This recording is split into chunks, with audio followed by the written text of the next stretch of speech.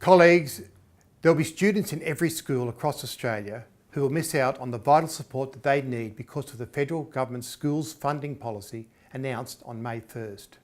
It is a bitter blow to parents, teachers and principals who are hoping that the issue of schools funding could be dealt with in a bipartisan manner and be placed above petty politics in the lead up to the federal election.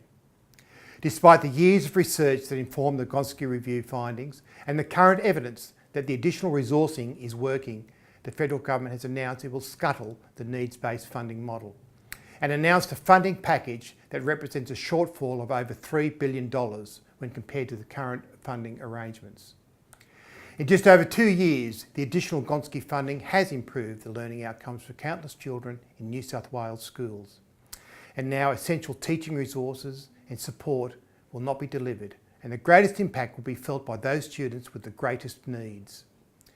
In New South Wales, strong accountability measures ensure the money is delivered to where it is most needed.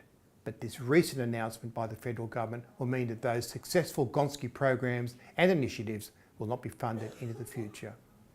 School principals have been reporting on the significant gains being made in their schools as a result of the range of initiatives developed with the Gonski funding, such as smaller classes, extra numeracy and literacy programs and one-to-one support.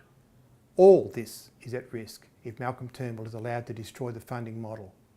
In stark contrast to the federal coalition, the federal ALP has committed to fully fund the 6-year Gonski agreement. So clearly, schools funding will be an important election issue.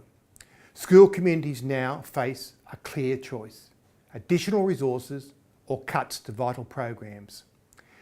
We will be putting out more information in the coming weeks, but for now, we're calling on members to engage with parents in your school community to inform them that the needs-based funding model is now at risk.